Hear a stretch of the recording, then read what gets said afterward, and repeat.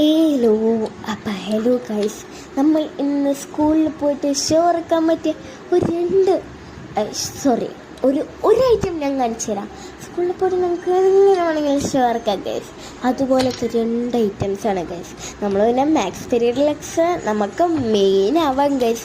അങ്ങനത്തെ ഒരു ഐറ്റം.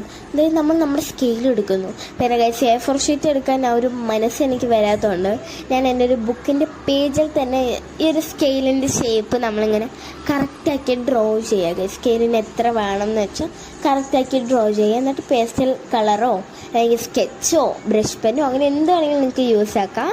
അത് യൂസ് ആക്കിയിട്ട് നിങ്ങൾ ജസ്റ്റ് ഇങ്ങനെ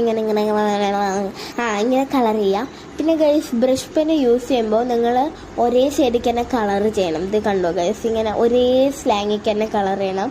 എല്ലാന്നുണ്ടെങ്കിൽ പിന്നെ എന്താ പ്രശ്നം എന്ന് വെച്ചാൽ നമ്മൾ അതായത് ഇപ്പോൾ ഫസ്റ്റ് നിങ്ങൾ സ്ലാങ് ആയിട്ട് കൊടുത്തു, പിന്നെ സ്ട്രേറ്റ് ആയിട്ട് കൊടുത്തു, അതിൻ്റെ പാട് അവിടെ നല്ല വ്യക്തമായിട്ട് അറിയാൻ വേണ്ടി സാധിക്കും.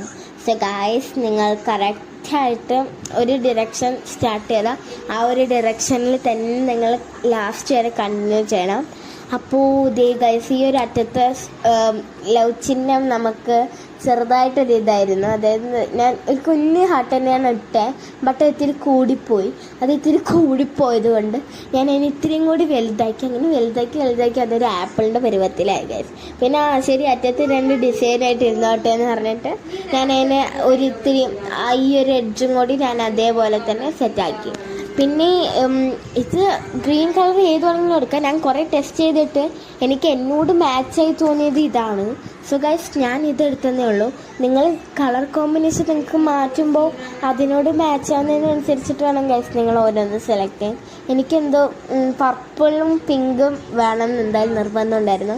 ഞാൻ ഇതിനെ പറ്റിയിട്ടൊന്നും ആലോചിച്ചിട്ടില്ല. അപ്പോൾ പർപ്പിളും പിങ്കും അടിച്ചപ്പോഴാണ് പിന്നെ ഏത് കളറും എടുക്കുക നമ്മൾ സ്റ്റെമ്പിനെന്ന് ആലോചിച്ച് അങ്ങനെ ഏതൊക്കെ കളർ എടുത്ത് കൊടുത്തു. പിന്നെ ഇതേ ഗൈസ്, നമ്മൾ സ്കെയിലിൻ്റെ അറ്റത്ത് പശ തേക്കുമ്പോൾ കുറേ ആൾക്കാർക്ക് ഡൗട്ട് ഉണ്ടാവും, ആ പശ ഇങ്ങനെ എടുത്ത് കാണില്ലേന്ന്. ഇല്ല ഗൈസ്, കാണത്തില്ല. നമ്മളത് ഒട്ടിക്കുമ്പോൾ ശരിയായിക്കോളും. പിന്നെ നമ്മൾ എവിടെ പണി അവതരിപ്പിച്ചാലും അത് ഫ്ലോപ്പ് ആവുന്നത് കൊണ്ട് ഈ ഒരു അറ്റത്ത് ഒട്ടിക്കേണ്ടത് ആ ഒരു അറ്റത്ത് ഇത്തിരി കൂടിപ്പോയി. പിന്നെ ഗൈസ്, നിങ്ങൾ ഇത് ഷോ പീസിനാണെങ്കിൽ ഓക്കെ, അല്ലെങ്കിൽ നിങ്ങളിത് ക്ലാസ്സിലൊക്കെ കൊണ്ട് യൂസൊക്കെ ആക്കാനാണെങ്കിൽ നിങ്ങൾ എഡ്ജസൊക്കെ എക്സാക്ട്ലി കറക്റ്റ്ലി നിങ്ങൾ കട്ട് ചെയ്യണം. ഇറ്റ് ഈസ് ബിക്കോസ് അതായത് അത് കറക്റ്റായിട്ട് കട്ട് ചെയ്തില്ലെങ്കിൽ നമ്മൾ വരയ്ക്കുമ്പോൾ ഇങ്ങനെ വിട്ടിട്ട് വരും. This is our final look. എല്ലാവർക്കും ഇഷ്ടപ്പെട്ടു. അപ്പോൾ എന്തായാലും സ്കൂളിലൊക്കെ പോയി തിരിച്ചു കറക്റ്റാക്കിയോ ഗൈസ്. ഇനി വേറെ എന്ത് വേണം? അപ്പോൾ ഇത്രയേ ഉള്ളൂ. Okay, by.